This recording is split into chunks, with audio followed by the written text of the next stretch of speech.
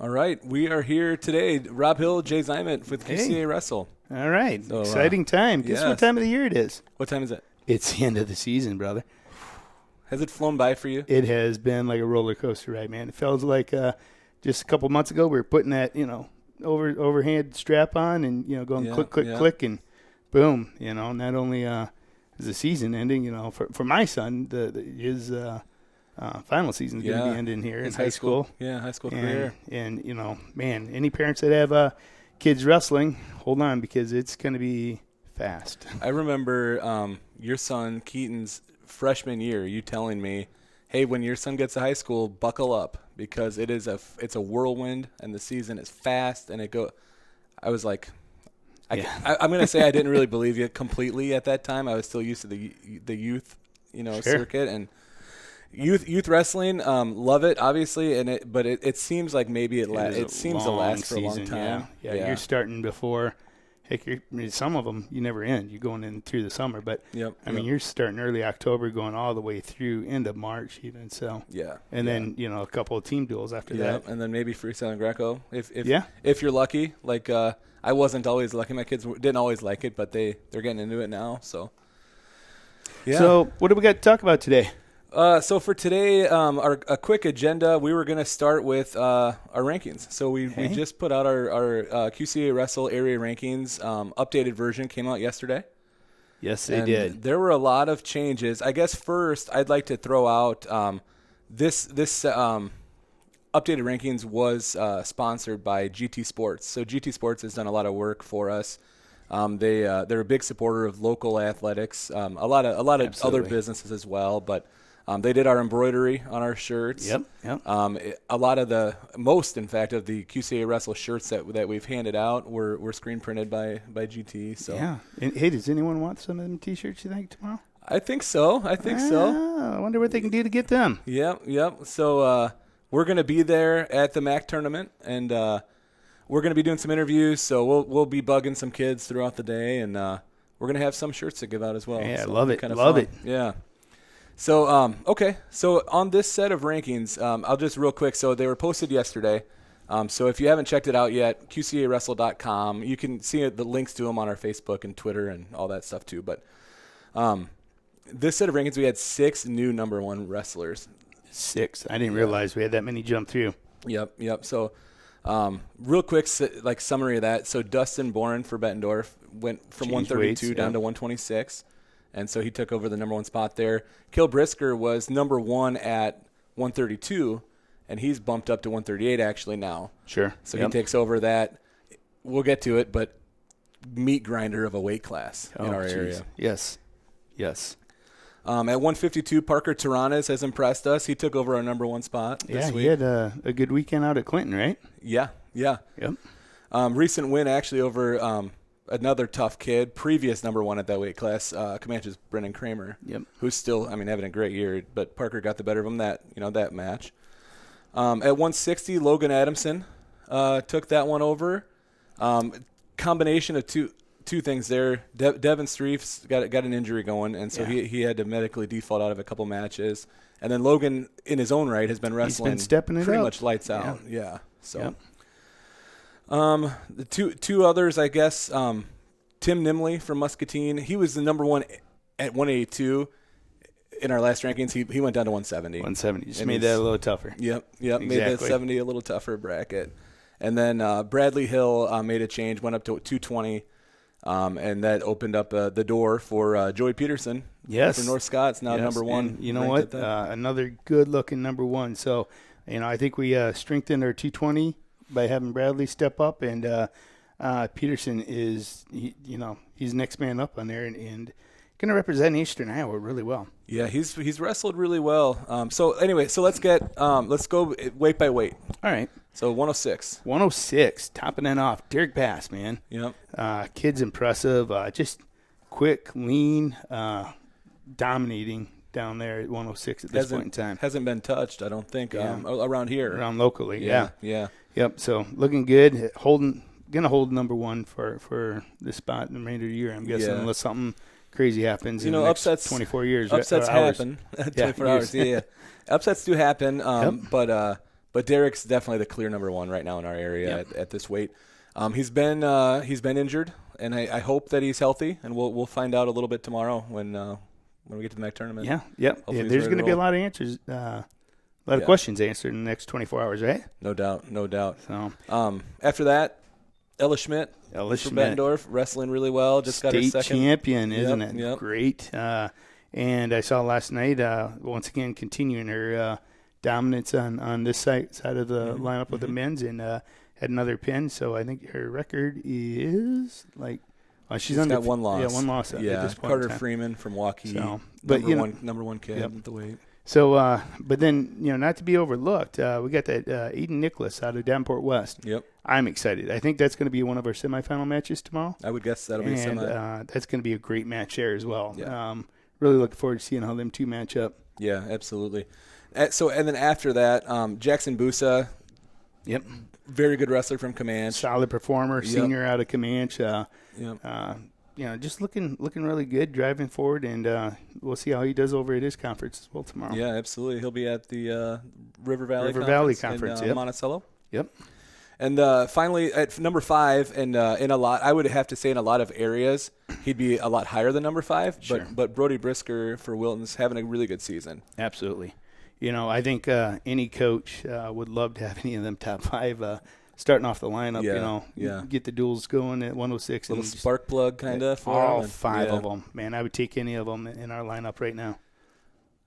All right, so move on to 113. Gephardt at North Scott. Kid is still looking really just strong. I mean, man, when he comes in with that power double, I mean, he's going feet to back, and you better hold on because you're going to go for a ride.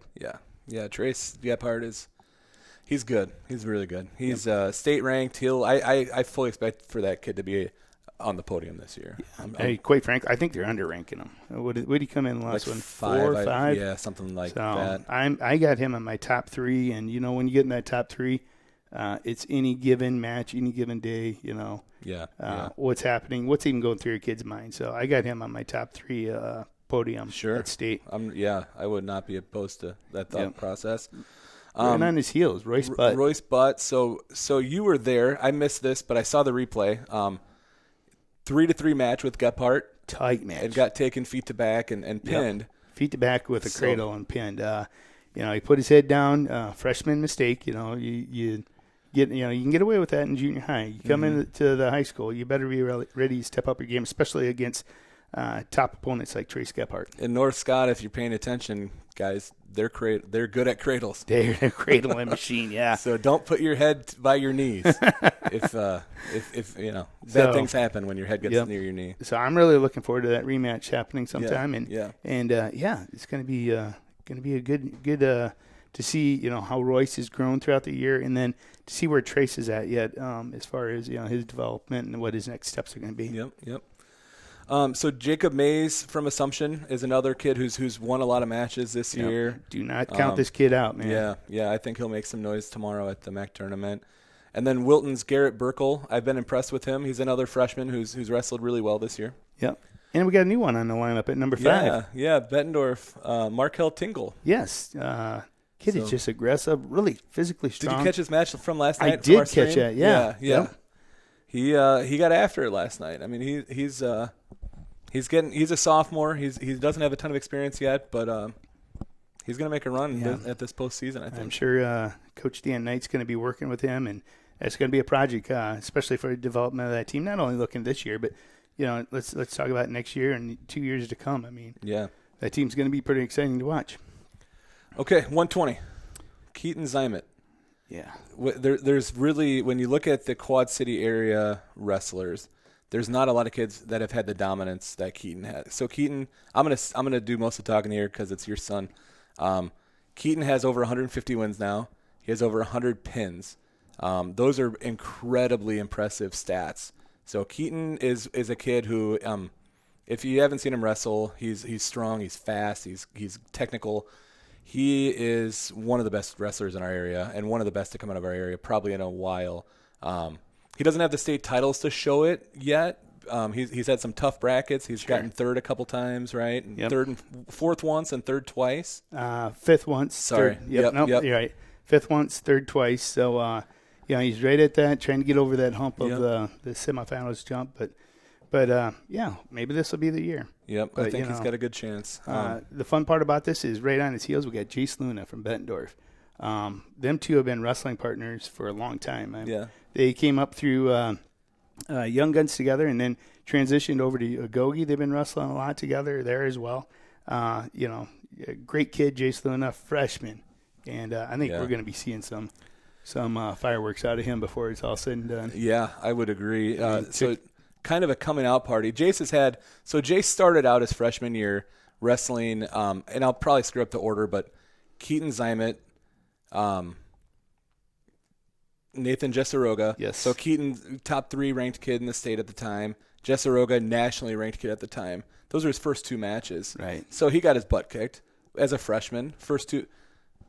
Who would it'd be interesting. I don't think anyone's ever probably kept this stat, but who had the toughest first 2 matches of their high school career? It might be Jace Luna. Jace Luna might have seen it.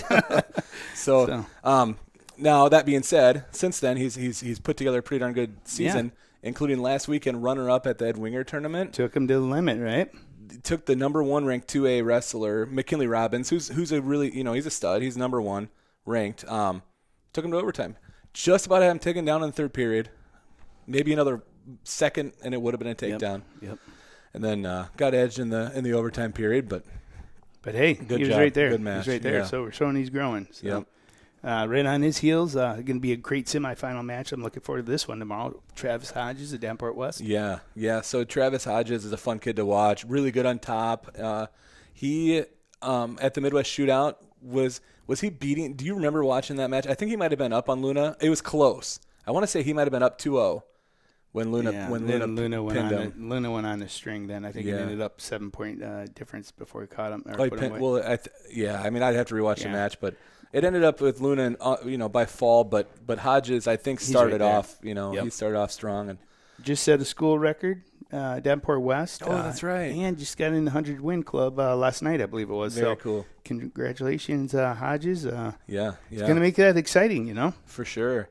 A couple other kids just worth mentioning: Hunter Long from Comanche, Logan Schmidt from North Scott, and Ethan Gast from Durant.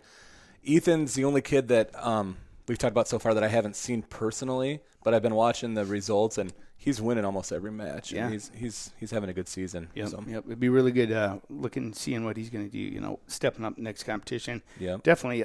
I can see a lot of them guys making it through. Unfortunately, with the way the COVID set up this year, someone's going to be left out of that group, out of the Davenport group. I believe. Sure. Yeah. With the districts. Yeah, so the way the district's set up, someone's going to be left off. But that's that. Unfortunately, I mean, there's some weights where we're going to be talking about 3 or 4 kids who probably would qualify in a lot of areas that won't be this year. But but that's why they wrestle. Let's figure it out, and hopefully the best 2 make it. Yep. We can make every guess we want, but till you toe that line, we'll figure out who comes out ahead. Absolutely. Right? Speaking of toeing the line, Dustin Bourne, 126, dude. He's looking good, isn't he? He looks really good at that weight. I'm happy he made the drop down to 126. Yeah. Another kid we've watched since, I think he might have been 5 years old when I saw him. Young Guns his whole life. Started off at the PB Wrestling Club, Coach Taney and those guys. And And, last year he decided he was going to finally grow. Yeah. Went from 106 to 132. 130, a big 132 and then cut to 26 where he's found his weight where he belongs right now. He looks strong, lean. I think it's up to next man up to see if they can take it away from him. That would be TJ Fitzpatrick of Assumption. TJ's a tough opponent, man. He's not gonna take it easy. I know. 2-time MAC finalist so far. Won it 2 years ago. And I think he's like the last of the breed coming out of Pete Bush's crab ride through there. There's a couple other guys who are pretty good at it, but I've been impressed with what TJ's good. done. TJ's solid with it. I mean, he sits there, gets you in his basket, and I call it the tilt-a-whirl because it's kind of a ride. You think you're on a ride, and guess what? You're 15 and 0. Sure, so that happens. Match is over. So So really impressed with that kid, and it's gonna be fun. Yeah, it sure will be. So. Another kid we've talked about on our streams before, but Keaton Simmons sort of grew into his own weight class finally. He's been behind Keaton Zimet the last few years, and he's put together a pretty solid season. He has. Looked really good last night when I was watching him. just his hand fighting is incredible. Just staying in front, never giving up a good position, and he's quick enough to get in on the shot. So, sure. That's going to be a good rematch. I think we'll see that tomorrow between Simmons and Fitzpatrick, probably in the semifinals, and then we'll see how that pans out. See who learned from the first match and how much both of them have grown throughout the year. Sure, absolutely. Tucker Avis for Davenport West, another good Falcon to watch for. Yes, he'll be making some noise. I feel like probably I haven't worked out the seeding. Thankfully, they don't want me to. They've got track wrestling to do it, but I would imagine Tucker Avis will be around the 3 to 4 seed. So right. he may be a Dustin Boren semifinal match, or he could be in the TJ Fitzpatrick range maybe. So it'll be once interesting. again. I think there's going to be a lot of coaches fighting to get on that bottom side of the bracket and best man out. But 1-2, boy, it's going to be tough. It'll be a good one. And then Trey Hagan, just another Wilton kid who's wrestled really, really well. I couldn't leave him out of the. I think he's been in our rankings for a few weeks he's now. He's had just solid record throughout the year. Okay, 132. So we're starting to get, not that every weight's not fun, but we're starting to get closer to there's a lot of parity in some of these next weights. So Robert Howard is our number 1 ranked kid right now in the area at 132. Robert Howard had a little bit of a COVID spell early in the year. Yeah, he had COVID, and it affects everyone different, right? Yeah. So, and you and I were at the match. He was dominating a kid. I think he was. He might have been about to tech him. Yeah. Honestly, it was 9-0 in the first period. Yep. And then you said something, and you're like, he's down. I go, what? Yeah. We look back around, and he couldn't answer the bell in the second period, and then he just really couldn't catch his breath. Yeah, and that was throughout the remainder of that match. So. Well, that was the end of the match. That was the end of the match. That was a medical. The duel, he was still. When we left that night, and we're usually the last people to leave any duels because we're always bugging people to talk, and the poor kid was still huffing and puffing in the hallway. Yeah, but it took a little while. He got better. I think the coaches did a good job holding him back, and he looks good. He looks really good right now. He's running smooth. Just a matter of how long can he keep it running, Yeah. So. Well, I know we saw a little bit lower on our list, but at number 4, we've got Elazar Valerio for Davenport North, a really good wrestler in his own right. Sure. We saw him at the duel between North and DeWitt, gut out a tough one at 2-0. So he's got the lungs to go a full match. Absolutely. No doubt about that. Absolutely. Jack Miller for PV at number 2. So Jack is a kid who, same deal. We've watched him forever. Yep. What was funny last night, so we were streaming. Anybody who hasn't by chance seen it yet, we streamed at PV last night. PV hosted Bettendorf. And Jamie Fa is a coach at PV. He joined us on the stream. And while Jack was wrestling, he was like, watch this kid. He's like, I can't even name any of the moves he just did. He's like, they're not even moves. He's just doing stuff. Yep. And that sort of I hadn't thought about it that way necessarily with Jack, but he's right. I mean, he just doesn't stop, and I'm not sure he can tell you what he's doing exactly always. But it's he's just athletic, and it reminds me a little bit of Eli Lloyd when he was here. Sure, a lot of just chain funk. Yeah. It's winning a position, not. I don't know the move. Yeah. I don't even know. I don't know. Yeah, like you said, I don't know if Jack knows the move, but he's winning the position. He's winning the high leg up, the head up, getting the hips in, and knowing how to run through the funk. So, yeah. I mean, if I'm wrestling Jack Miller in the next week, I'm saying keep it black and white. Peanut butter and jelly. Don't go into his world because you're gonna be in a world of hurt. It's you mentioned Eli Lloyd, and he's a kid who literally every time I watch him wrestle, I'd find his dad and be like, I don't know why people roll around with that kid because he always lands on top. He's just like an anaconda. He comes right up on top and he'll pinch you out. I think the moral of this story for Jack Miller, so he does, and you mentioned it, chain wrestle. Chain wrestling, most of these successful wrestlers you see don't just do a move, right? They try an arm chop. If that doesn't work, they try yeah. I should have thought this one more together, but the next breakdown. They move to the next breakdown. They move to the next breakdown. Look for wrist control. What are you going to do, and just constantly looking for something new to keep pushing. I mean, you're the bottom guy. That takes a lot of oxygen out of you, and I I've heard a lot of college coaches say, man, you want to get out from underneath because that's a waste of energy physically and mentally. It drains you too. Definitely. Well, and then the chain wrestling also goes to the bottom too. Is you try a stand up. Oh, that didn't work. You don't just sit there with your head down, right? You try a sit out. You try a changeover. You try another stand up. It's top guy. You want to keep the hips in win, tight. You just got to keep moving. Yep. You have to get that separation, that gap, and keep moving. Hey, jumping back real quick to Howard.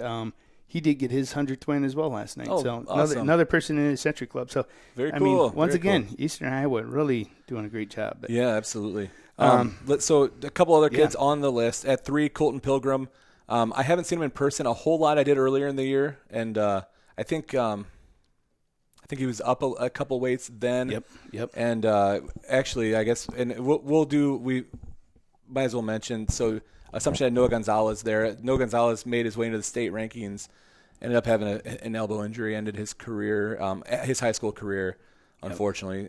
So then Colton Pilgrim anyway jumped back in, and he's ranked number 3 right now in our area. I love it. Next man up. You got to have every man ready on your roster. Because especially this year, you don't know when you're going to be pulled in. Right. Absolutely. And then at number 5 we had Kelton Youngberg from Davenport West. Has definitely won some matches that caught our attention. So, all right, 138. Oh, Cale Brisker, man. How many? This is a family. They just keep reloading Brisker after Brisker after Brisker. Yeah. Like I think I remember him way back when I was in high school. But Trey, his older brother Trey is at Air Force. Yes. Right now, right? I think. I don't know. Pretty positive. Yeah, I'm not sure. Trey. I'd have to check on the name, but yeah, definitely. They got an older brother that's 2 years older, I believe, at Air Force. Rustling up there, but Cale Brisker jumped up a weight class and just tells you his dominance. Still going to be number 1. He could hold number 132 at our number 1 spot, bumps up to number 138 weight class, and still the big man on campus. He hasn't really been challenged locally. His one loss this year so far has been to Aiden Noonan, Cascade, and it was a close match. It was a decision. Yeah. We had some weird things happen on the mat where he had a little slip, and I think it might have mentally took him out for a half second. It'll take you out for a second. Someone like that, you don't want to put blood in the water because Aiden Noonan's gonna. He sees that. He's gonna pounce on it and take advantage of that right away, and that's why he's gonna be a D1 wrestler. Yep. So, he's going to Wyoming. But not to be overlooked at all, Josh Connor, or Scott. Man, this guy I've had so much fun watching him over the years, and especially the development year to year to year. And this year just keeps going. Now, he had a couple setbacks a couple weeks ago. Yeah, at the Ed Winger, he got 4th, but his 2 losses were the number 1 and the number 2 ranked kid in 3A. You can't really shun that. Yeah. But and honestly, and I got a little bit. So I went on Instagram and made a post about how the kid was stalling a little bit, and maybe I need to not do stuff like that. Sorry, I retract. We have listeners all the way out there. I'm like almost positive that the ref gave him a stall warning. So I don't think it was my judgment saying he stalled. I think the ref did. But either way, the moral of that story is Josh Connor gave the number 1 kid, in my opinion, all he could have asked for. It was a 12-11 match, and Josh Connor, he's right there. Yep, and just like I said, third long on that kid. Just keeps coming after you and coming after you. Coach Kelly, I think, has done a good job coaching him up to the next level. There's a common theme that you see. There's a couple. I think all of our coaches locally are doing really well. I really do. We've gotten the opportunity this year, since we've been doing our QCA Wrestle stuff, to get to know a lot of them, and I like every one of them. There's a couple though that have just been in it a little longer. They've probably got their systems on a little more, and you see like the Bettendorfs and the North Scotts, kids that you maybe didn't know who they were a couple years ago. By their junior, senior year, they're state qualifier, maybe state place winner types. Yep. So, and I think a lot of that too, if I was going to, and nobody needs to listen to me get on my pedestal, but off-season wrestling just makes such a big difference. You got to do it. If you want to be on top of the game anymore, you need to do, year-round wrestling. And it's got to be something, something of substantial. Yeah. You just can't enter a tournament after sitting on the couch eating bonbons. You got to get on the mat. You got to get on the mat at least. I think I've heard Coach Knight say aim for at least once a week, all year long. And it doesn't have to be hard. Get on there and drill. With what our local teams are doing and the programs, the clubs we have around here. Yeah. If you're not in one, you're missing out on an opportunity. You're at least missing out on getting to be the the best that you could be. Yep. Right. You may not be a state champ. Maybe you can be without, but probably not. Honestly, like anymore. Most of those top level guys, they're going to those extra clubs. They're wrestling all year round. Yep. And actually, last night on our stream, we mentioned them, but we've got Young Guns here. We've got Agogi here. We've got 45 minutes up the road. We've got Big Game, Hard Drive in Cedar Rapids, DC Elite in Cedar Rapids. And I'm sure I've left some off, but there's how many options? Yeah, you just listed 6, 7 just within our local area. And there's also going to be, freestyle opportunities, for that are free, even free. Absolutely. I know Coach Tiranas has done his Dark Knights Wrestling Club, where they've done a lot of freestyle and Greco stuff there. I've brought my sons up there. They got Millennium that's up in DeWitt, and and they take in all teams that I'm aware of. Cool, that, you're not being blocked out, just because you wear a different color singlet during season. Sure. So anyway, that I think we've seen that with a kid like Josh Connor a lot. I guarantee you he's been spending a lot of off-season time on the mat. Back to our original Macias. Yeah, Michael Macias, one of the toughest nosed kids probably around. He's going to come at you. He's not going to stop. He's had a little bit of a injury bug recently, right? But I'm planning on him that he'll be wrestling this weekend. He had a match last night and he won that one. I can't remember if it was against Davenport North or West, and he got a forfeit against the other one. But, sure. He's a tough kid. So I think Michael Macias and Josh Connor, to me, I'm hoping like crazy. No knock on the other kids in this bracket, because any one of them I think has a shot. But I would personally love to see that. That'd be match. a nice finals match to see. That'd be so fun. Yeah. So let's talk about the rest of the group here. This is where I would love to be a fly on the wall tomorrow during the seeding meeting. Yeah. Because it's going to get interesting. I think one person made a step up last night. Listening to your duels that were running between Bettendorf and Pleasant Valley. Yep. And that was Hunter Meyer. I mean, now Hunter's kind of put himself in the driver's seat as a number 3 position, right? Yeah, that's what I would guess. That's what it's looking like. Well, as far as in the area, number 4. Number 4. But so if you looked at our rankings, we did something weird here. We said Cale Brisker 1, Josh Connor 2, Michael Macias 3, Hunter Meyer, Mason Crabtree, Cale Grell, Josh Pelzer, all honorable mention. Meat grinders, because they've all beaten each other. Yes, it's so weird. It's cool though. It's parity. You don't know who's going to win. No. Last night it was Hunter Meyer got the better of Josh Pelzer, but it was in overtime. Yes. It was a hard-fought match. Hard-fought. It was on his own turf, so a little more comfortable in senior night, so he might have been able to pull just a little more out. But you know what? Still, that was a great match. Both of them, and even to that last point, I thought Pelzer had the position, and all of a sudden, once again, like you mentioned before, Meyer just kept moving, boom. Yep. Got the 2, ended the match. Okay, 145.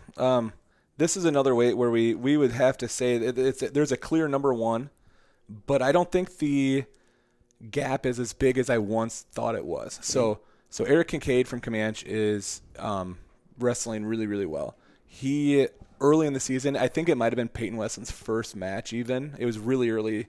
Eric Kincaid tech followed him. Yeah, it was pretty. I think it was the first tournament. It was at Cascade. It was a duel, and it was either Peyton's like first or second match. Like it was early. So my guess would be, not having asked Peyton, none of my business, he probably wasn't in shape yet. He wasn't ready. Yeah. So I think he was fighting off the COVID, much like Howard was, and you just saw the lungs weren't there. Sure. He was straining. We watched him in DeWitt. That was his first duel, I think, that we saw them guys come out, and you could tell something just wasn't right. Yeah. Did a little more investigating, and we did find out he was sick. But boy, he's turned it around. The last match they had, he closed the gap big, because it went from was it a major the first time they wrestled, or was it a tech? No, the first time it was a tech. And then I believe it was 6-3 the next match. Yes. It was much closer. And Peyton, by the way, since then has gotten several really good wins. And one match, actually, I put this out on Instagram and stuff. At the Ed Winger, he was down 5-1 with I don't remember now. Saw that. 20 seconds left or something like that, and stuck the kid. Yep. So he never quits. He's never give up. Out. Yeah. Yep. So fun to watch. Peyton Westland wrestling really, really well. Yep. Carter Donovan, another DeWitt boy. Right. I've been impressed with him. He's had a good season so far. Yeah, just he's got these long arms, long legs, and just everywhere on you. You don't want an incredible rider on top, and as long as he doesn't get out of the position or hold a position too long, he still makes a couple of rookie mistakes there, but hopefully he's cleaned them up, and we'll see what he looks like next week, right? Absolutely. It'll tell a lot over the next. Really tomorrow's going to tell us a lot. Brooke Peters from Clinton is a kid who was not on our radar. I haven't seen him wrestle yet. Or you know what? That's probably a lie. I need to go back and watch. We streamed at Davenport North. Yes. Clinton and DeWitt were there, and I didn't know who he was yet. But what I do know is I think Ike Swanson from PV is a really good wrestler, and Brooke Peters has tech followed him twice now. Yep. So welcome to the rankings, Brooke Peters. We'll be watching for you tomorrow. I definitely, it's a kid who's on my radar now. Absolutely. That I need to watch for. And then I already mentioned Ike Swanson, still on the rankings. I still think Ike's really good. Couple setbacks, a couple tough matches here and there, but you never know with Ike. I mean, he can any given match, and he'll put you in. If you go in a bad position, he's going to pounce on it. And our number 1, number 2 guys could definitely get caught by him as well because he's got the strength to hold you. So 152, another new number 1. Yes, Mr. Taranas. Parker Taranas. Yes. So Parker is a kid who is technical, but is also a little bit wild. I've seen more than one video on Instagram of him going a little bit, I don't want to say dangerous, but like some weird throws that sometimes they work out for you, sometimes they don't. Right. Sometimes I've seen a lot of kids where they go for a lat drop and it's a desperation and they land on their own back. But for the most part this season, it's been working out for Parker. And I'm not saying he's only been doing throws. He also has technique. Yeah. But he's winning a lot of matches, including, we mentioned it earlier, he had a fall over Brendan Kramer this past weekend. Yeah, so. And he's finally, I think he's found a weight class. A lot of times he's been that freshman, sophomore where he's bumped up weight classes to help fill He was spots. at 60 all year until recently, which we'll get to when they got a new 60-pounder, 160. But, so he's been plugging holes where the team needs them, and I think 152 looks good on him. So yeah, I totally agree. Talked a little bit about Brendan Kramer already. He was the number 1 kid in the area before Parker, in our rankings, before Parker beat him. Him and Colton Cruz have had some good battles. Brennan has gotten the better of him so far, but Colton's another kid who really good season, putting together a really solid senior performance, and he actually was our Godfather's Pizza Wrestler of the Week last week. Yes, he was. So, I mean, he's coming along at the right time of the season. Really hope to see him out at the Well. Yeah. The next 2 here, I'm going to group together a little bit. So Nick Mathis for Bettendorf and Aiden Carey for North Scott. They haven't wrestled yet. Earlier in the when the duel occurred, so Mathis started the year at 170 and came down to now he's at 152, and he looks pretty good. Right. He lost a tough one last night. Cade McDermott from PV got the better of him, but it was a close match. This is all a roundabout way of saying I think that Aiden Carey and Nick Mathis is going to be a barn burner. Yeah. I think they're going to have a really, really good match. I don't know when they'll match up, if it'll be a semifinal type match tomorrow maybe. But yep. If we don't see it tomorrow, hopefully you'll see it at Districts, right? Yep. And then I'll say at 160 we've got Cade McDermott in our rankings. Now we learned yesterday, unless I just missed it, which is certainly possible, I think yesterday might have been his first time at 52. So we've still got him ranked at 160 because the rankings came out before I knew that. But good kid to watch. Good athletic kid. Actually, I'm going to say, well, I guess we're going to get to the MEC. We're going to get to the MEC tournament later. So we can move on to 160 for now. So, 160. Wow. 1-2. Both them guys are so impressive. Logan Adamson moved to our number 1 spot. Really put in the time this offseason. I was, fortunate enough I was able to see him down at the Gogi Wrestling Club. I know he's been moving around, working at other places as well, but his stand-up game is reached another gear. Yeah. I mean, it used to be that he would hand fight and just never really finish or follow through on his shot, kind of get hung up there, and have issues, but then he'd look really, really tough on top and bottom. But, man, his stand-up game's come a long way in less than a year. He looks really good right now. His one loss was to Caleb Corbin from West Des Moines Valley.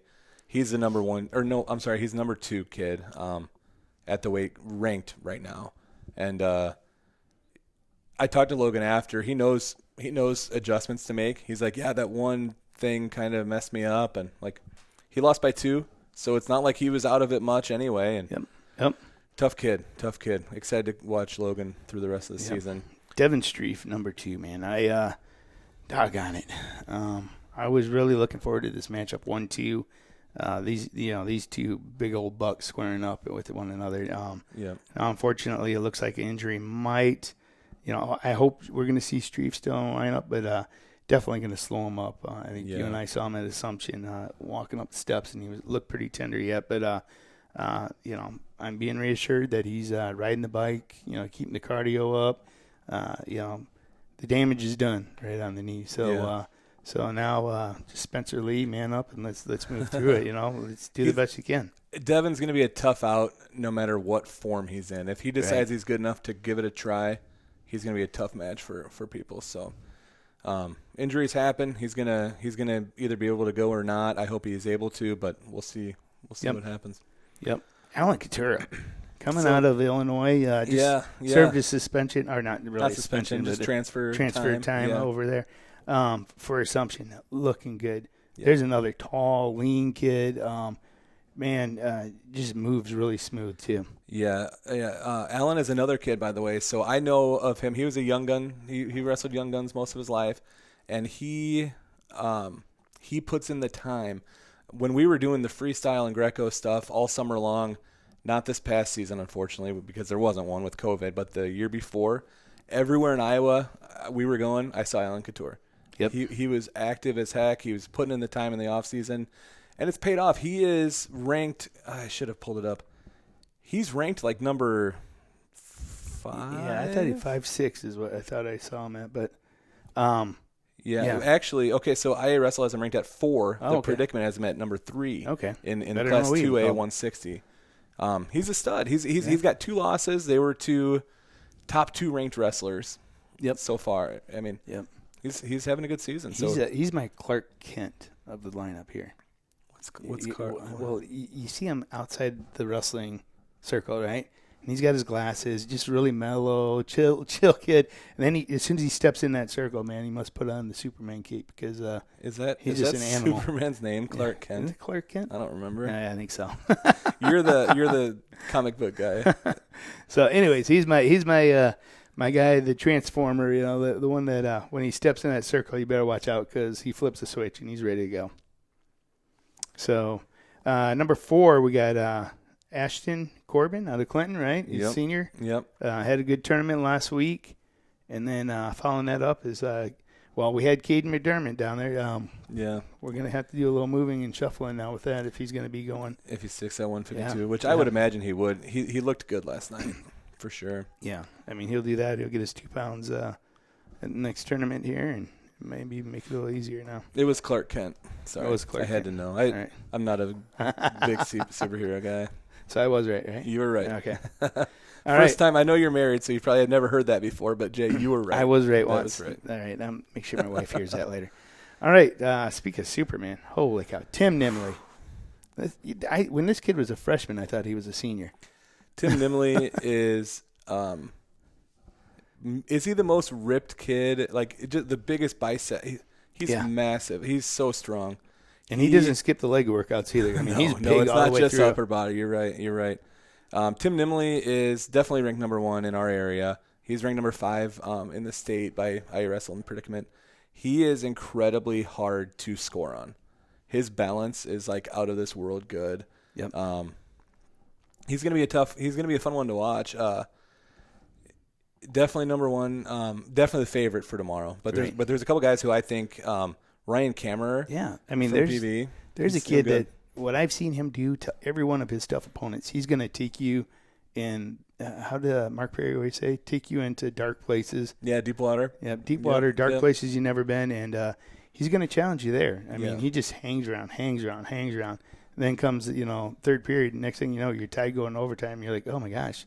Yeah. So I think that'll be the key to that. If that is our finals match, I think that's going to be one of our keys is seeing whether, Kemmer is able to take Nimley into overtime or how long he can just hang around and see what, Tim's lungs are made of. Ryan Kemmer's leg attacks last night. I hadn't seen him for a few weeks. Crazy double. I saw that. His doubles were really good. Yes. They were very good. He looked like Jordan Burroughs driving through a couple of them once. Yeah. Seth Madden is a kid who I've talked about all year long from North Scott. I think he's had a really, really good season. He dropped, and I don't have the results in front of me exactly, but he dropped one to Kammerer. Right. It was close. I'm almost positive it was maybe a 1-point match, but Seth Madden's going to be one to watch for tomorrow as well. Logan Waltz from Comanche has been really impressive. Where did he just totally blew me away when he in Bettendorf at the Midwest Shootout. Midwest Shootout, man, just looked massive. I mean, I guess you get the right partners with Cade Everson and his other sure partners. I'm sure he has in that room. Yeah, that's just iron sharpening iron, and absolutely fun. It's going to be fun to watch him wrestle in through sectionals, districts. Hopefully he makes it through. Yep. Logan Szymanski for Assumption, another kid who's been around for a while, and he's right there in the same exact mix. Right. Kammerer, I can't remember if it was once or twice, but I know for sure one time beat him in overtime. Yes. So that was early match. In the season. Yeah. I think that was in DeWitt. We got to interview both them guys out there, and incredible. So that'll be another kid to watch for. Yeah, this is going to be a group barn burner of group wrestlers here. I think this one may not be that different than 138, other than maybe there's been less parity so far. Right. But as far as top to bottom of the bracket, I mean, there's going to be good matches all day long. Yep. So Caden Shirk from Wilton is a kid on our radar. We put him in there at honorable mention, and then Austin Barta from Bettendorf as well. Austin Barta dropped from 182. He's probably a little bit undersized 182-pounder, down at 70 now. Ryan Kammerer beat him, but it was a good match. Sure. It was a good match. So in my mind, Austin Barta probably only needs to make a few little defensive adjustments. And he's gonna go away. Yeah, he'll be right there. So that'll be a fun one to watch tomorrow for sure. 182, Cade Everson. So Cade Everson, all-state football player. Yes. Gonna go play football in college. He was undefeated at the time when I first got to see him this year in person, and I interviewed him, and I was like, "Hey, Cade, you look really good." I can't remember my question exactly, but his response was, "Well, wrestling's not really my thing." I'm like, "Well, you're pretty darn good at it, buddy." Like at that point, I think he was like maybe 10-0 with 10 pins or something like that. I think I just had he won the Clinton Bob Luder's Invitational this past week, and Clinton leads Clinton Herald, local newspaper, leads it something like. I really don't like wrestling. It's not my favorite sport. That's how he goes. He's doing it. You know what? And he's doing it well. So many people can learn from this because Cade Everson is a good wrestler, but he's a phenomenal football player. Right. And if you love football and you want to get better at football, that's a way to do it. Yep. It's a really dang good way to do it. And if anyone wants to see a massive guy bend the bar on a squat, he does it, man. His family's posted a couple of his him lifting, and you just see that bar bowing. I'm like, how does he do that? Impressive. John Argo for Assumption, putting together a really good season as well. And this will probably be, I'm going to guess there will be a rematch tomorrow. AJ Peterson from North Scott. I want to see that. Argo got the better of him in the duel, but it was tight. He's got that slide by or super duck. I think I don't know which one it is, but he's quick on that. So let's see who made the most adjustments. And what was that? Only 2 weeks ago. So that'll be a fun one. Let's see who listens to the coach and makes adjustments out of it. Yep. Number 4, Rusty Van Wetzinga. Dude, now we got to change it, don't we? Well, we don't change the rankings. Not yet, anyway. Not till it's due. Damian Peterson at number 5 for Bettendorf. Damian beat Rusty last night in overtime. Yes. Did you watch it? I watched that match. Yeah. Yes. Yeah. It was a good match. Yes. Rusty was coming after him, but Damian just being the difference between a senior and a sophomore, he knew when to exert that energy and how to play that edge of the mat. And, he got a good win, I've watched Damien a lot. I've watched Rusty quite a bit, too, over the years. I am shocked, although I was happy because it ended up being a little bit more fundamentally sound match, that somebody didn't go flying. Yes. They were digging, both of them were digging the upper saw that. body. I thought we were going to have lift off there for a while, but nope, didn't happen. Yeah, good match. And then another Durant kid who, again, we haven't seen them in person, but Dylan Grage has had a pretty successful season so far. It's nice to see him up there. And another young gun kid who put in the time. We'll get another year out of him, too, because he's only a junior, I believe. So. 195 here. Okay, we say this every time, but I guess it's true, so we can keep saying it. There's some fireworks at this weight class. Joey Peterson takes over the number 1 spot with Bradley Hill bumping up to 220. Yep. And then Aiden Morgan and Joey Peterson, to me, it's like a coin flip. They're very similar. Yep. I don't think there's much love lost between them either, is there? I saw the pin. So Joey pinned Aiden in the duel. I think Aiden might have been up. Was it either tied or he was up 2-0? He was up 2-0. Peterson had a couple nice close takedowns, but just off the edge of the mat, 2 times. And then Aiden had a really nice low ankle pick. Sure. Yep, got the 2, went into the second period, and Aiden just got a little too high in his ride, and Joey took advantage of that, pull him over top and get in the pin. And there was a nice, I'm going to say, that sort of thing doesn't bother me too much. There's a little bit of a push. Hey, that's just love. Yeah, right? Yeah. So that one, I don't think there's any immediate reason for me to believe that's not going to be the finals match at MAC, and I'm going to look forward to that rematch. Yeah, for sure. Yeah, there's going to be. Yeah, we'll talk about that a little bit later, but definitely that's going to be fun. Maquoketa's Lane Stender has impressed us. He's been on our rankings all year long. Actually, he's been ranked number 1 at 220 for a while, and then he dropped down to 195, and just a little bit different. 220 was, I'm not going to say like light, but there wasn't Joey Peterson, Aiden Morgan type kids in my opinion. So that's why Lane's at 3. I think he's having a really good year though. Yep. Cade Sheedy at number 4 for Davenport North is one to watch for. Cade, strong, super athletic, another good football player. Yes. He bumped up to 220 against Bettendorf. I was happy to see that. Russell Bradley, just to get a good match in. Yep. And that's a sign of a good wrestler. Absolutely. He's looking to find the next best guy, because you don't learn by wrestling a lesser wrestler. You find the next best kid. You may get beat, you may get pinned, but guess what? There's going to be learnings coming out of it. You never lose, right? You never get better by accepting a forfeit. Yep. And I know that sometimes you don't have a choice. Right. He could have had a forfeit at 195. He chose, hey, I'm going to go up and wrestle. So yep. I applaud that kind of attitude for sure. And we got Jonathan Lilly wrapping up that group over there, senior out of Wilton, right? Another tough Wilton kid. Yeah. They've got a good program going. They got some magic happening over there. So 220. I'm going to kind of run with this one for a little bit, but Bradley Hill jumps up from 195 and boom, decides he's a 220 pounder and is just destroying the competition. I think 2 weeks ago at the Bettendorf shootout, took out the number 1 kid at the time that was ranked number 1 and beat him handily. I mean, it wasn't even, from a score, it might have been close, but he beat him from the feet. He rode him out. He could not be held down. Just won every position. So week goes by. They throw another kid at number 1 ahead of Bradley, which kind of shocked me. Well, it's two different rankings. Two different rankings. But so the next kid comes up, and Bradley just goes and does his work, Goes in, takes out the next number 1 kid. So guess who's number 1 in the state right now? Bradley Hill. So anyone wants to step up, there's your chance. See what you can do. But really impressed. I said this from the very first meet we had this year, and this one he was a 95-pounder, is Bradley is as strong as a heavyweight, yet moves like a 120-pounder. So, and I think it was part of, how he grew up. He was a smaller kid when he grew up and just all of a sudden, took off shooting like a rocket growing, once he hit junior high. Yeah. And, he's able to do stuff that most 220-pounders are not able to do or have never seen. So they don't know how to stop, a super duck or a good double or a good sweep single. Well, what's helped him too is not only all that, but he's put in the time in the weight room, so he's gotten strong.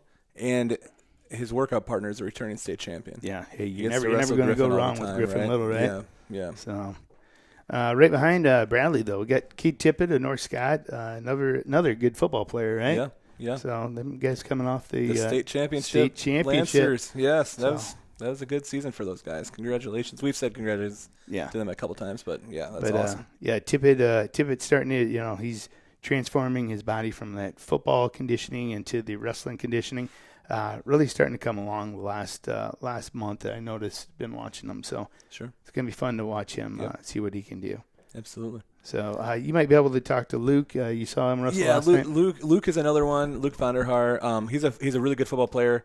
On the not quite state championship, but state semifinal PV team.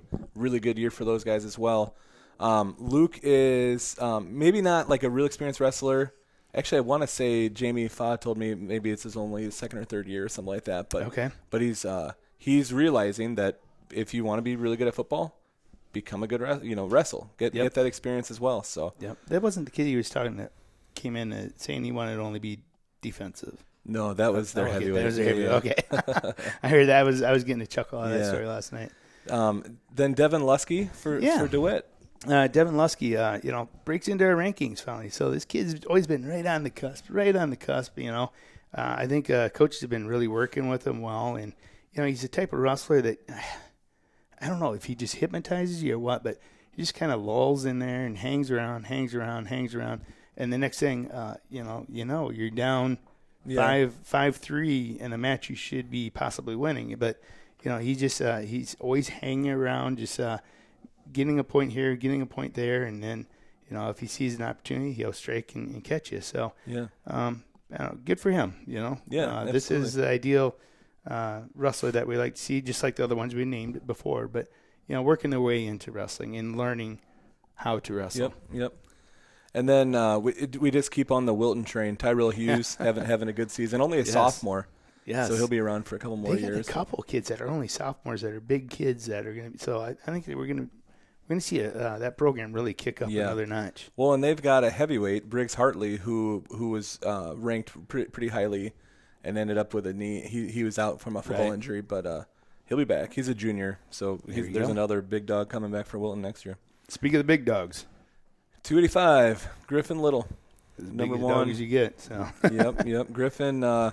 Mentioned it earlier, returning state champ. Maybe he would probably. I'm guessing he would tell you he's not happy with his performance. He lost a match last weekend in a returning in a rematch from last year's state finals. Right. Ames Gabe Greenlee, and Griffin lost by. Again, I'm underprepared. Maybe like a point. Like it was close. Right. It was a close match. One takedown match. Here's what I think, and obviously there's going to be people who try to make it not happen. I think that's a likely state finals rematch again this year. I think so. And I think Griffin's probably going to be chomping at the bit for that match. Yep, that's the best way. Sometimes a loss ain't bad. Yeah. Especially that time of the season, it teaches you. All right, I got to find another gear. I got to do something a little different. Or adjustments that other opponent's been stewing on for a year, right? Yeah. So. Next one, Toga Desi. Wow. Muscatine heavyweight. Yep. He's fun to watch. He moves really well. He's like every bit of 285. Yeah. And he moves. He moves really good. He's another football player. Everyone knows this, but Griffin's going to be at Iowa next year playing football. Toga and Tim Nimley, who we mentioned earlier, they're going to Grandview. Yep. So they're going to be on the gridiron at Grandview. And then right below him, Cole Miller. Another Grandview commit. Yeah. We're going to have to go down and watch a Grandview football game. Maybe who do we all got up at Grandview that can help give us a nice tour up there? Maybe Matt Robertson. I think Matt Robertson would be really good, Gabe Rangel. He might be graduated. He's a senior. Yeah. We'll see. Yeah. But I'm sure there's going to be someone. He can take us up there anyways. Maybe his dad, Todd, will take us up. Yeah, right? I'll bet so. But go check that out. Watch a football game with him, too. I think the mayor said, heck, I think I could run behind you throw Cole Miller and Toye out there, But we talked earlier, the top three, I mean, all football players, all top-notch football players. Yeah. And I think wrestling just made them better. It definitely does. Gave them better footwork, better hand fighting. I would probably be remiss to not mention Toga lost to Griffin Little by 1 point this year. Yes. So it was a close match. So I think I would anticipate another close match. Yes. Most likely. And is Cole? Do we have any insight on whether Cole's going to be wrestling yet or not this weekend? I do not know yet. Okay. Yeah, I do not know. I saw him at the meet last night. Seemed to be walking fine on the ankle. Okay. So I know he's going to be back definitely before sectionals. I don't know if they're going to try testing it out or not tomorrow. We'll see. So he has had some injury issues, unfortunately, this year. He's had really, I want to say 2 matches. Right. Or 3. Maybe he had 2 matches, and then in the third one, he injury timed. Yeah. Timed out, yeah. And that happened to be, against Toga. 2. Yeah, yeah. David Borchers from North Scott. So David's a sophomore. He was not on our radar at the beginning of the year. I thought their returning kid from last year would be back, and it didn't end up happening. And David has been really a mainstay in the lineup all year long. Next man up. And hey, when you first printed that, was it before Christmas we were talking about him? I'm like, that must be a typo. I bet he's a senior. No way a sophomore is going to be up there. And look the way, he's not the way a heavyweight you think would look. I mean, he's put well together. So yeah, he's doing really well. And then Will Case from Makokata, he's still having a really good year. He impressed us early on. We saw him at DeWitt, and his training partner for the last couple of years was last year's state finalist from Makokata, Taven Rich. So we knew right away. We knew right away that Will Case, even though it's his first year varsity, if you're behind a state finalist, it's pretty. You're going to get better. Explainable. You're going to get better. Yep. So that wraps up the list. I think pretty solid list. Incredible wrestlers. I think any wrestler or any coach in the right mind would definitely want to have these guys on their team. So as far as we don't do we haven't done anyway team rankings, but just based upon results so far, I know you and I have sort of just talked about it. North Scott's at the top as far as results. Now I say that I guess there's 2 different. Traditional team duels. There's duels and there's tournament. Correct. In the dual season, and I'm sure they probably give out an award. North Scott will win the MAC dual season. Yep. I don't think they lost. They beat Bettendorf relatively handily. Beat Assumption quite handily. Assumption was probably a little undermanned that night. They had a couple kids through out. some issues. So North Scott, I guess if you're talking tournament though, and again. Any given week, who's healthy, who's not. Bettendorf did get 3rd at the Ed Winger last weekend. North Scott 4th, I believe. Right. So, tournament wise, I mean, it's a little different than duels. So it'll just be really interesting to see it tomorrow. I guess I'm leading into this next conversation, right, about the MAC and our predictions and stuff like that. But it'll be fun. It'll be fun. Yeah, I'm looking forward to it. So, want to go right into the weights on the MAC? Yeah. We'll move through this a little quicker than what we did with our rankings. We definitely can move quicker because we talked in pretty good detail, I think, in the So right now I got Derek Bass as being our champion tomorrow at 106, but he's not going to have it easy. Ella Schmidt's going to be there. Nicholas from Davenport West is going to be there.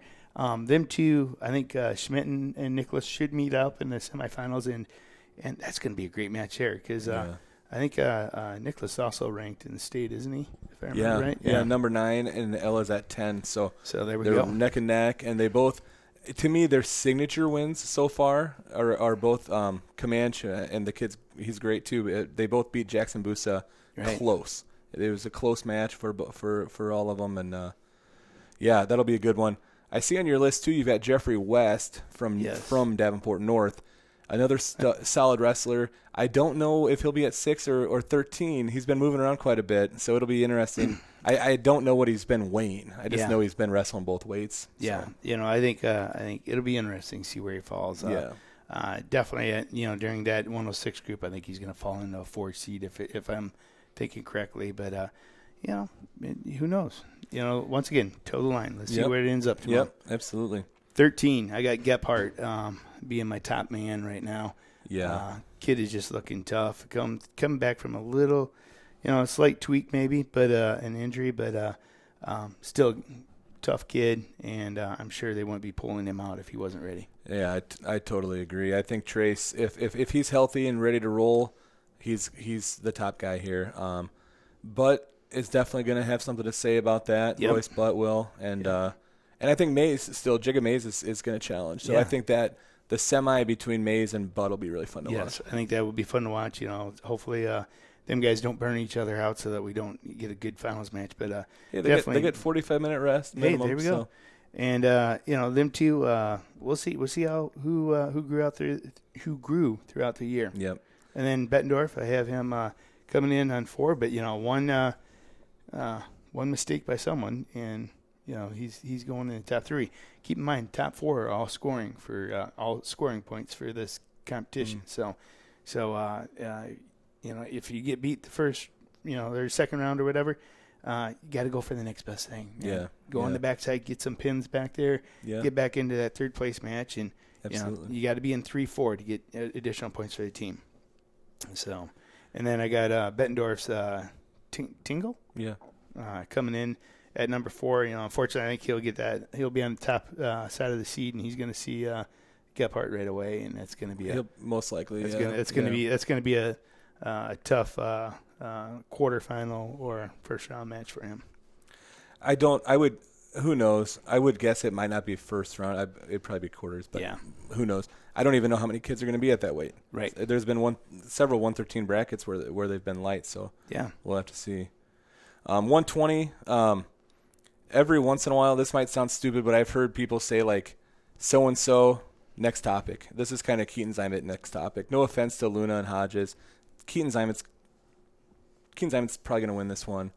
Doesn't mean you guys shouldn't go out and give it your best stinking shot. Absolutely. Yeah. But I'm just saying from a prediction standpoint, Keaton's definitely the heavy favorite.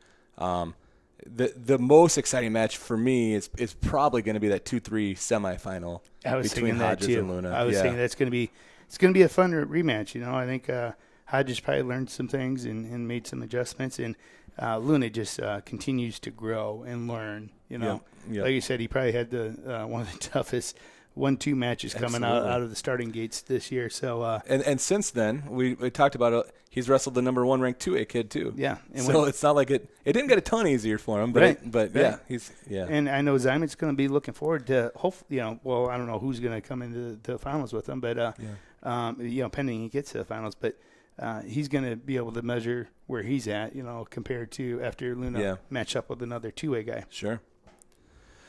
126, Dustin Boren, and we see a lot of this is going to be repeat because it's similar to our rankings. But TJ Fitzpatrick and Dustin Boren are the top 2 kids that I would expect to make to the finals. Yep. I see both of them. Both different styles, man. Like I said before, I like the crab ride of Fitzpatrick, but then Boren, man, really good on his feet, and if he gets on top of you, he's just like a Klingon, man. He just he gets them legs in, the boots in, and you are going to have to work. You're going to have to show that you want to get out because he is not going to let up on that ride. Yeah, he's really, really good on top. So I got Simmons as number 3 seed right now at this point in time, and then Avis Davenport West still looking good. Are we going to predict? So is our prediction Dustin Boren over TJ? Have we been making that clear? Our predictions, or are we? I think we have been, but I'm gonna right now. I'm gonna call Dustin Boren over TJ. It's gonna be a fun match, Yeah. And I think Simmons will come in third with Avis at the 4 spot. Yep. So 132, gonna be fun. Coin flip. Yep. A little bit. Could be a coin flip, and both these guys. This is not going to be a given. To get into the finals. I mean, this is the semifinals are going to be tough. Semifinals is going to be tough, and it's going to be a matter to see how deep these guys can dig and who's got the most heart. So I got Robert Howard winning the tournament, but he is going to have, I believe, a rematch with Valerio from North Scott in the semifinals, and that's going to be a really good match. Miller, I got him coming in second place, but Pilgrim from Assumption. Next man up, he's been really showing that he wants it. And, he's been wrestling well. He was wrestling behind Noah Gonzalez. How much better of a partner do you get than that? So. Well, Noah Gonzalez, you got to believe he's rolling with TJ Fitzpatrick, and above him is Michael Macias. So that's almost like a little murderer's row. Yeah, he ain't getting no easy goes at it. So So right now I got Howard winning it, Miller second, Pilgrim, and then Valerio fourth, but definitely prove me wrong in that because semifinals could flip anyway. Yeah, absolutely. And these predictions we're making are just, honestly, they're just for fun. It's what we think. We're rooting for every kid. I just want to see some good matches. Yeah. We get some good matches, and then we'll talk differently come sectionals districts, who gets through. But as long as we got a good representation of Eastern Iowa, right? Yeah, and I think we will. We got a lot of tough kids. All right, 138. Wow. I got my man Josh Connor on top yet, so I think I see Josh Connor just because the gas tank, and he can just keep relentlessly going after you. It doesn't matter if he's down 5-3, he's going to be coming after you. So, I just don't see anyone being able to meet his gas tank that he's got. So it'll be interesting. Like we mentioned earlier, Macias, he comes out strong. Yeah, I know he's got a pretty good amount of matches. He hasn't wrestled a lot lately, so I don't know. In my mind, that could be a factor. Right. Right. We'll see, and we'll see. Yeah, I'm not sure. Clinton, he tweaked his elbow a little bit. We'll see how he comes out of that too. Or how he might have recovered completely by now, but we'll see how that comes out. Hopefully. Yeah. After that, oh my gosh, this is what we talked about before. Should I read? So in the MAC preview we put out on QCAWrestle.com, you can read our MAC preview. Meyer now has beaten all of the next guys. Right. But he also lost to Crabtree. He beat Crabtree he got beat by Crabtree and then came back and beat him. Yep. Grell pinned Pelzer but lost to Crabtree. Pelzer beat Crabtree. Crabtree has beaten Meyer and Grell. Is that it? Yes. Is that all of it? Yeah. And then Grell beat Pelzer. Grell pinned Pelzer, in fact. Yep. Yeah. It was just a mess. Yeah. Yeah. So I don't know. This is going to be so fun to watch. Shake it up and pick a name, Yeah. So I don't know how to pick. I got Connor and Macias. I know that's what I got my 1-2. They'll be that makes sense. And 3, 4, 5, 6. Who wants it? Yeah. That's what I'm gonna call. Absolutely. So let's see who's got heart and who's not willing to quit. Yep. 145. I'm seeing Peyton Wesleyan right now. Yeah, Peyton's definitely the favorite. Yeah. Yep. In the finals with him, I got Carter Donovan, and that's just because he has beat Peters. I think Peters is going to probably get. I think Wesleyan get the 1 seed. Donovan would get 2. Peters from Clinton will get the 3 seed. Them two have matched up before, and at that time Donovan did handle him well. 4th seed to be Ike Swanson, and he'll meet up, I believe, with Wesleyan. So okay. Although once again, you never know with Swanson. I mean, he caught and pinned Donovan earlier this year on defensive pin. Yeah, right? yeah. So, I remember that. So do not ever count that kid out. Yeah, for sure. Okay, 152. I got Taranis. Who do you got? That's probably the best bet right now. Yep. Just based upon recent performance. Yep. It's not going to be easy. Like most of these classes are not going to be easy. No. Nick Mathis is looking pretty darn tough. Dropped one to Cade McDermott last night, who wasn't even on our 152 list. Yeah. So Cade McDermott entered the picture there. He's in the mix right now too. So I mean, let's see how McDermott matches up with Taranis. So I think you could go Taranis, McDermott, Matthias, and then you still got strong guys with Carey right behind him from North Scott. So. Yeah. Aiden Carey is really good, so that'll be a fun one to watch. So let's go. I'm saying, just for picking, Taranis champ, Cade McDermott runner-up. That's what I'm thinking. I'm gonna call the same. Yep. But it doesn't mean those other guys. I just hope no one gets discouraged. I don't think they will. No. Listen, we're just never. picking. We want every one of you guys to win. Yeah. That's it. We're fans. We're just based upon what we've seen. Yeah. And I want you know what. Take that chip on your shoulder into the meet because prove us wrong. Yeah, exactly. I love it when people prove me wrong. Honestly, yeah, exactly. My wife tries to do it constantly. So. How often is that? Almost every day. So best of luck to all them guys coming out there. Yeah, 160. I don't think we're going to see Streif tomorrow. If I'm Coach Kelly right now, if I want to make sure he's ready to go for districts. Yeah. Let's keep him on the bike. Let's keep healing that leg as much as possible. Let's not put additional stress on it. I know I don't know how many MAC titles or where he's been in the past in the MAC streak, but offhand I don't know. I'm pretty confident he's won it multiple times. Yeah. But that's not the goal here, right? No. Our goal is to get to state and see how far he can advance through on the state. So and healthy, how far he can advance is he's a state finalist type. Yeah. wrestler. Oh, absolutely. So I'm gonna pull him out. I'm gonna pull him out of the equation. Okay. Yeah. I think that's fair. Let's. I'm gonna call Logan Adamson now is Nick's top guy in there. We had him as top guy number 1, but him and Katura, that'll be a really good. That's what I'm gonna call 1-2 in my finals. Yep. Conflicting styles. I'm kind of looking forward to that match because. Two completely different style wrestlers. Ironically, they both started at Young Guns. Logan moved over to Gogi here and has been really growing well. He's been doing other clubs as well. And then, I'm not sure where Couture's been wrestling other than with the like recently. I know he did Dark Knight stuff. So he's been with them quite a bit. So, but their styles are just so conflicting. And, ironically, I remember them both as like little kids, like 10-year-old kids wrestling in the room, but it'll be interesting. I'm excited to see that. Yeah, no, I'm with you. I'm saying that's our most likely final is Adamson and Alan Couture, and I'm gonna say Logan takes that one. That's my prediction. I'm gonna go with you on that as well. So who do you got for your number 3? I got Corbin from Clinton coming in as my number 3 guy.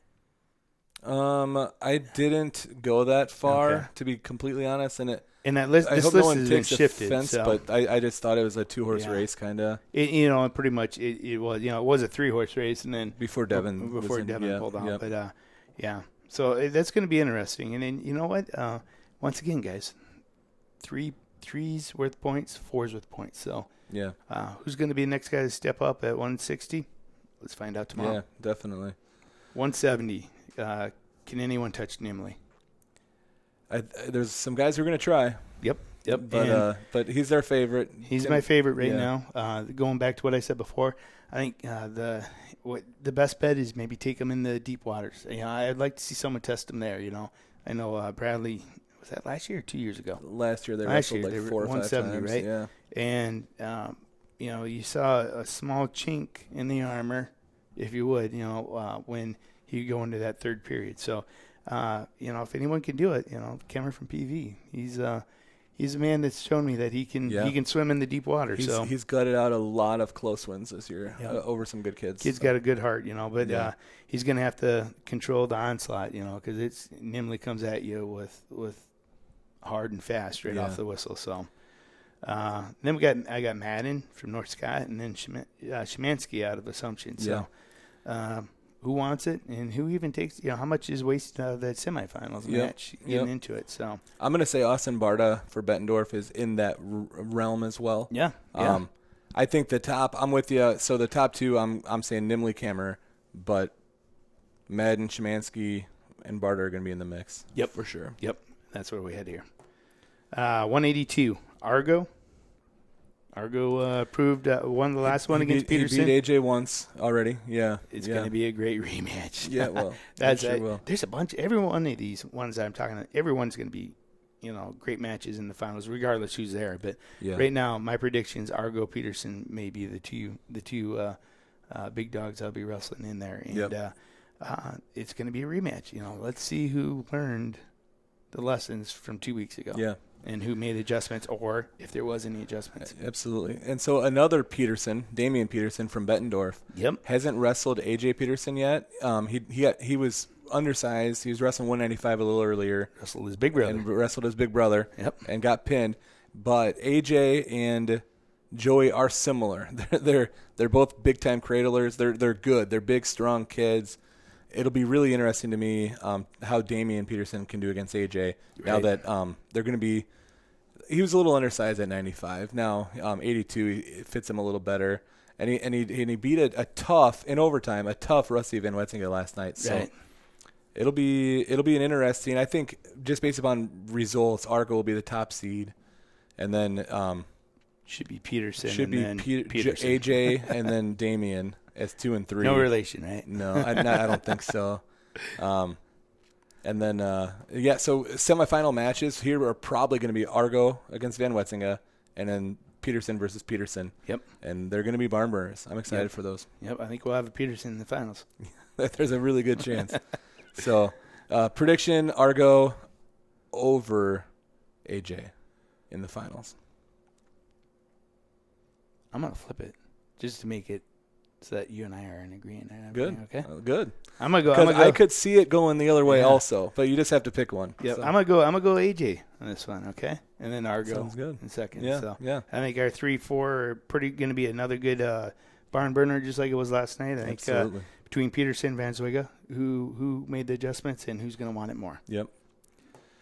95. So there's three kids here. Well, we already went through all of our rankings, but there's 3 kids here who are ranked in the state as well. Joey Peterson, Aiden Morgan, and Kate Sheedy are all in the state rankings. I know. Is that crazy? Yeah. Worst part about it is, Morgan will be out with at 2A come district time. But, Peterson has proven he's the man to beat, right? So he beat him before, yeah. Now that Hill's out of the conversation, moving up to 220. I think Peterson's the man to beat right now. Yep. There's a good match watching that one between him and Morgan. I think Morgan made a mistake and got caught on his ride, but I think Peterson's strength is just incredible. I mean, he's really strong. Iowa State football commit. Farmer strong. I don't know Aiden Morgan really well, but I know him a little bit, and I would guess he's going to come with a chip on his shoulder. There's no question that last match didn't set well with him. Yep. So it'll be a battle. That's what I'm going to call my finals match right now. I'm calling Peterson right now over Morgan. It's going to be a good match. I got Sheedy coming in third, and number 4. Once again, we got to see who's going to fight for it. You know? Right now, tentatively, I got Howard in there from DeWitt, but does he want it? Tell me who wants it. That's where it's going to be. There's a lot of other kids that could be showing a lot more. So in the news this morning, if you saw the QC times, it was last night really if you were up late like I was, but Evan Forker is at Bettendorf now. I forgot. He's in the lineup now. And I'm going to say... You know what? I will go 4 with Forker, maybe. I'm going to say Evan Forker is going to be in the top 4 there. Yep. He's undersized, but he's a pretty good wrestler. So Yeah. And that could be an interesting matchup because if Morgan goes 2 seed and... He's a force. We'll see. Who knows? We'll see a couple old teammates matching up in again in the semis. So. It's possible. All right, 220. Who's going to beat Bradley Hill? Who's going to step up right now? Number 1 ranked kid in the state. He's showing he can do it. Away from home. He's showing he can do it at home. Knocking over number 1 ranked Predicament, number 1 ranked Iowa Wrestling. I think he's the man right now. It's going to be right now. Who's going to go for 2, 3, 4 spot? So. Tippett, great football player, also coming into his own this last month in wrestling from North Scott. I got him picked as my number 2 guy. And then PV. Vonderhaar. And then I think I got Lusky right behind him. Yeah. So. Just like our top. I mean, that's basically how our area rankings for the most part. So. Yeah, pretty much washed out the same. Yeah. So that's I'm going to call that Hills to lose, man. So kind of the same as with Keaton, he's just separated himself out from the pack right now. There's a couple other, like Bass, assuming he's in and healthy, same deal. Right. I'm gonna go back and say the same thing about Peyton Westland. I mean, there's some there with Devin out. Well, I don't know Couture. I'm not gonna say that quite about Logan Adamson quite yet because Couture is a game opponent for sure. Yep. But there's a couple kids that are just a little right now, and again, prove us wrong, just a little above maybe the rest of the bracket right now. Yep. So keep working and push those kids. Yeah. But. And then to wrap it up, Josh Little, last year's state returning champion. This is Josh Little's son, Griffin Little. That's it. Josh, I don't think you can fit in a singlet anymore. Maybe. Dude, Josh is fit now. He's been working out. All right. We'll see him in a singlet tomorrow. Maybe. Just out of spite, right? Griffith. Okay. Wrong Little ahead. So he's my number 1 man.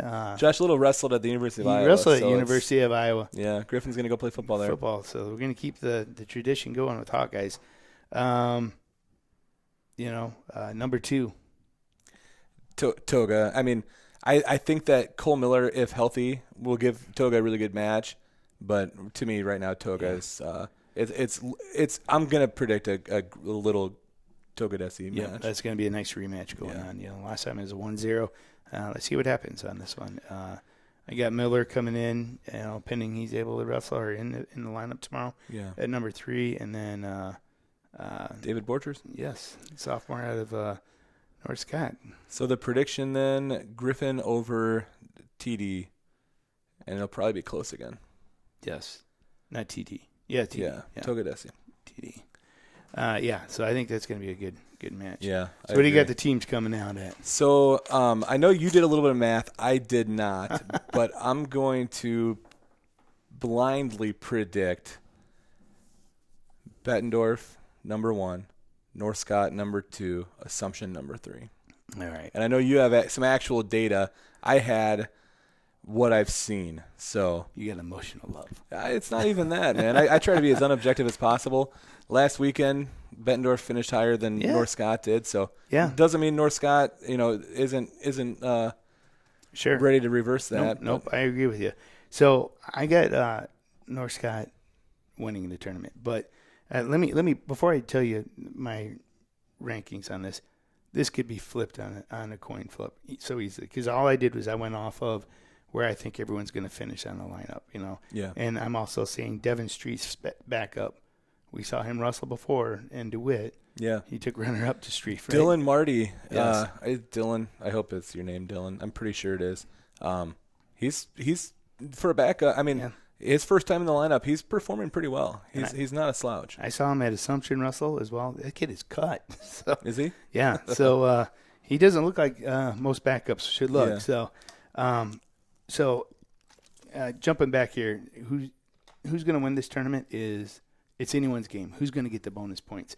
And that means when you go to the backside of that bracket, don't hang your head low because your team's dependent on you. Yeah. They need pins for wins, techs, and you to get 3rd or 4th place, right? And to not give up those pins. Exactly. Right? Don't hang your head, and if you're down, don't go to your back. Yeah. Still have some pride. Still fight. Yeah. If you don't want to fight for yourself, fight for your team. Yep.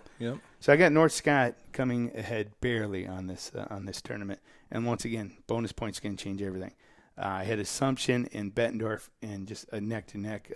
Basically, it'll be a 1-point match between them two. So I came out Assumption ahead, Bettendorf in 3rd. So this will be fun. Let's do this. Let's make a bet, and it'll just be like maybe we could do like a beer or like a dinner or something. Okay. I'm saying, and we have to get all 3 right. I'm saying at Tanglewood. I'm saying, let's go to Tanglewood. Bettendorf, North Scott, Assumption. Okay, that's my prediction. I'm putting that as my prediction. What's yours? Okay. Pending all teams are there. Pending. This is your prediction, and a nice dinner at Tangledwood's on the line. Oh my gosh. So no asterisks. No asterisks. Okay. I'm gonna go with North Scott winning it, and I got Assumption and Bettendorf then. Okay. So, yes, that's what I'm going to stick with my top 3. All right. So. All right. Hey, one way or another, we're going to have a nice meal. Hey, yeah. It's just who pays for it. Exactly. We'll find out. Okay, so that's the MAC tournament. We'll be there. We'll be bugging kids all day, taking videos and doing some interviews and handing out some T-shirts. Yes, so yes. You want a T-shirt, yell from the stands loud for us, right? Yeah, I mean, depends on how many people are there because we don't have an infinite number. That's true. But that's true. And maybe if you win the championship bout, maybe you have a chance one too. Sure, yeah, absolutely. So real quick, some conferences. I know we just heard recently the MVC Mississippi Valley Conference. That's like the Iowa City area. Have canceled their tournament this year or this weekend. The MAC tournament's going to go on. The CIML, actually, some Friday night fun. Right. There's a YouTube out there. Maybe I'll share it in case anyone's interested on our site. There's a YouTube channel out there that's going to be broadcasting the CIML tournament tonight. That's all the Des Moines schools, Southeast Polk, Fort Dodge. That's a top level tournament. So, anyway, What do you make of the schools? Maybe the schools that aren't going to their conference tournament, or also, I guess, intertwined the conferences not having them. So, it's hard to say, because. I've heard a lot of arguments. I know West Liberty is one of the other teams. They're outside of our zone area. Or are they in the MVC? I'm not sure if they're in the MVC, but I know they were discussing not stepping away, not going to conference, just because so many 2A teams, they don't want to take that risk of, undue injury. But, we've had conference for how many years? So that's why a conference meet is there, to see where you fall in the conference. I'm sorry, West Liberty's in the River Valley. River Valley. So that one is happening, so we'll find out whether they go or not. We'll find out what happens there. But, my opinion is if you got a healthy wrestler, and I said healthy wrestler, they're not injured, why not? That's another match. Go out there and go get it, I'm sure there's a lot of great arguments that people could have, with COVID being out there and stuff like that. But take your proper precautions and, wear your mask in your workout room. The maximum time you can have on a mat, blood time, injury time, full match, overtime, is like 15 minutes, right? So you're not going to exceed that 15-minute statute that we have. And remember, by the way, if there's blood time, you're not within 6 feet of that guy. You guys are separated on that side of the mat. So the way I take it is, if you got a match to get out there, take the match, right? Where are you at? I couldn't agree anymore. I will say this: I respect. There's coaches who are making these decisions, and I know they're not taking them lightly. So I'll respect any of their opinions. It's their decisions to make. For me, as just a wrestling dad and fan, I think kids need matches, period. I think that this time of year, you're getting up for sectionals and districts very soon here. Yep. And I firmly believe this, you and I have had this talk before. In my opinion, this is just me, stupid Rob Hill, I don't think you're any more likely to get injured in a tournament than you are in the practice room. I've seen kids go at it so hard in the it's not really different to me from an injury prevention standpoint. Right. I agree. Now there's a difference between, a kid's just going to ride a bike or a kid's going to actually wrestle in a tournament, right? Those are very different. But if you're going to go hard wrestling in the wrestling room, you're probably good enough shape to do it on the tournament, on the mat in the tournament. Right. But from a COVID perspective, you mentioned the quarantine.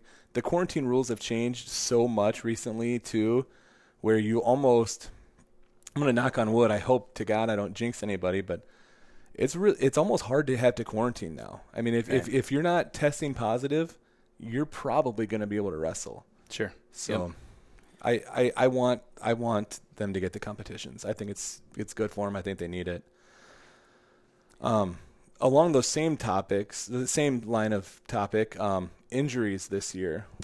Yeah. Seem like there's been a lot of injuries. A lot of injuries. You and I have spoke with this. I had a chance to sit down with Coach Kreider out of North Scott, Eugene, and he brought up a good point. He goes, and even talking with Matt Adamus out of DeWitt as well. The off-season prep training coming into the season has been really disturbed because of COVID for a lot of these kids.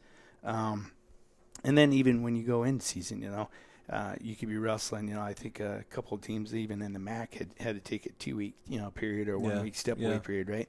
So you're physically or you're mentally ready to wrestle at this level, but your body may not be quite prepared, or you can easily tweak something because you're not into your typical cycle that they would in the past 4 years. So I think that may be a huge reason why we're seeing a lot of upticks on these. We had a couple freak accidents or whatever happened, but I think that may be one of the reasons that we're seeing a lot of these injuries take place that might not have taken place in past years. There's no way to prove it, but my gut tells me the same thing. Is a lot of these kids, and my son is one of them, who he worked pretty hard. He lifted, and when rooms were available, he was in the rooms. But a lot of kids got really good at Call of Duty and Fortnite over the last 8 months. And I think that it's possible that going from 0 on the couch to 100 in the wrestling room, probably not good for their bodies. Yep. And I think also the disruption even within the season in the rooms. Sure. I mean, you take a week, 2 weeks off. Do you get injured that following week? Because it can happen. All right, so that's kind of a somber. We just wanted to talk about that for a second. You know, we got a lot of good wrestlers that aren't going to be in the lineups, especially in our Eastern Iowa rankings. I think we lost probably. Well, a lot of them have stepped away and hopefully step back in the lineups. But I think we've probably seen over a dozen injuries that in our top ranking guys. So good kids. So okay, so a little more positive topic. Yes. The state of Illinois. They're coming back. Is going to wrestle. They're starting their athletics like almost immediately in the non-contact sports. I love it. And Illinois is going to be able to start wrestling April 19th. 19th. That's practice. Right? Yep. Okay. Yep. It's just after football. So football is going to be basically the month of March and into early April. So quick 6-game football season, I think, for those guys. Yep. 5 or 6. And then wrestling April 19th. Boom. Here we go. Might as well just start wrestling through football season, I think. I think it's a good idea for those who can get to a local club. They're going to have 7 competition dates, and they're going to have no state series. And it's going to be all within the region, So they're going to be close to home. All right. Well, I wonder who could cover them. I think that QCA Wrestle might have to our plan this whole time was to expand into Illinois. Yes. And unfortunately COVID shut that part of it down, but we're ready. We're excited. I'm excited, yeah. So. If, by the way, I'll throw this out there. If anybody listening is from Illinois and is interested in helping us, we are a couple Iowa guys. We love wrestling. We know a lot of the Illinois kids, but if you're an Illinois guy, you probably know better than us. So we're looking for, if anyone's interested in helping us, get a hold of us. Shoot us a message on Facebook or Twitter or something. And Yep. Always use another partner on the mic out Absolutely. Here. And a little more knowledge of some of the Illinois kids that we have out there. So. And then the last topic. Oh, this is exciting. This is a fun one, too. So we have had a blast covering wrestling. Wrestling is our passion. Right. Both of us. So QCA Wrestle is like where we start, and it's amazing. We love it. We're never going to – I mean, who knows? Maybe we get hit by a bus and we quit, but we don't plan on quitting. But we are also – we're getting all the gear to do the streams. We don't want to just hang it up after wrestling season. No, why put it in mothballs, right? Yeah. So we have started, and I haven't shared it or anything with anybody, but there is a QCA Sports Facebook page now, and actually a QCA Football Facebook page as well. So we are planning on expanding the QCA coverage a little bit. And when we first started this, I want to just be really, really clear. This isn't a knock on our local news. Our local news, the Quincy Times, they're so good. Yeah. Matt Koss, awesome Zach Martin. Yep. I know I shouldn't have named names because I'm not going to be able to name all of them. But even our TV coverage, they're all good. You know. Yeah. But this is just kind of our niche. We just want to help. Yeah. We just want to add to it. So we hope to be just we have. Here's the deal: is we have no competition in our heads. It's all helping the kids, helping the sport, helping everything grow. So I love the saying. You may have heard me say it before if you've listened to us, but a rising tide raises all ships. Yep. Our plan is just to provide more coverage, not to take away from anything, just to put more out there. So, so stay tuned. Thank you for following QCA Wrestle. Absolutely. Check out QCA Football, QCA Sports. So QCA Sports is like our idea is like that's like our big umbrella, right? Yep. And then we'll just as we are able to, we'll continue to grow expand different sports that we can cover and bring to you guys out there. Especially during these hard COVID times, right? Absolutely. But I've seen people comment on this, and I appreciate the thought.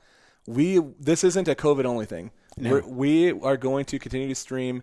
We're working with the schools. If you like what we're doing, mention it to your school's coach, mention it to your school's athletic director.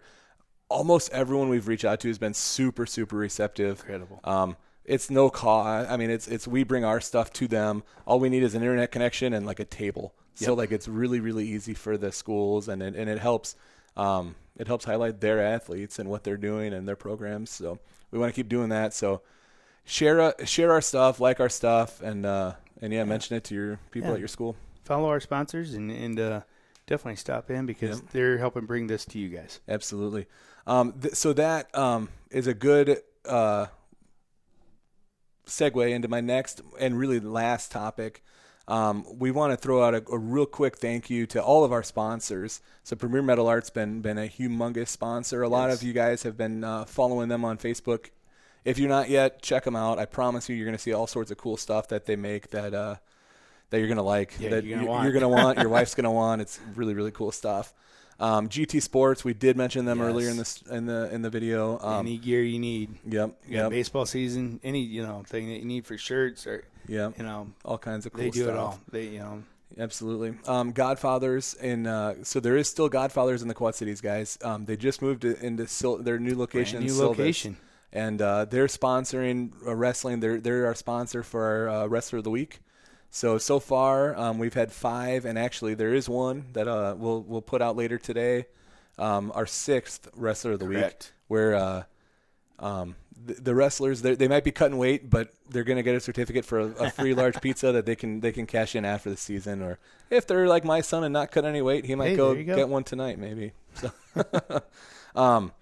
who else? So a couple other quick sponsors. So Tim Hernandez, we really appreciate. Sorry, my dogs are barking. Tim Hernandez, big sponsor of QCA Wrestle as well. We appreciate that. Tangled Wood is a sponsor as well. Our bet on the team race for tomorrow, it's going to be it'll be a Tangled Wood dinner. So I'm going to win either way, right? Yeah, I'm going to get a good meal at Tangled. You can't totally lose, right? Yeah. Who am I missing? So Quint, the one I wanted to end with, have I mentioned all of our big sponsors? I think so we hit far? them all, yeah. Quint Cities Restoration, want to thank them as well. Quint Cities Restoration is a storm restoration company that specializes in roofing, siding, and gutters. Get a hold of them. They'll give you a free inspection and then give you the quote. You can check out their Facebook page. There's also a number we put out on a lot of our promotional or a lot of our articles. So they sponsored the MAC tournament preview as well. So check out Quint Cities Restoration as well. So anything else? Hey, you know what? Let's get ready for tomorrow. All right. Good luck to all the wrestlers out there. We got wrestlers being represented at the WAMAC conference. Yep. Right? Yep. McCoqueta will be at the WAMAC. MAC conference. We're going to have the majority of the Quad City schools. Yep. And the River Valley conference. Wilton, we'll have Wilton, Durant, Comanche. I don't know if we got anyone else out there, but I believe that's it for our area. So definitely wrestlers, good luck out there. Represent our area well. Yep, absolutely. Good luck to everybody. Thanks, Jay, for letting me ramble in your ear for almost 2 hours now. And please, again, make sure to like us on Facebook, Twitter. Check us out on Instagram and share our stuff with your friends. So, all right. Thank you, everyone. Thanks, we'll see you tomorrow.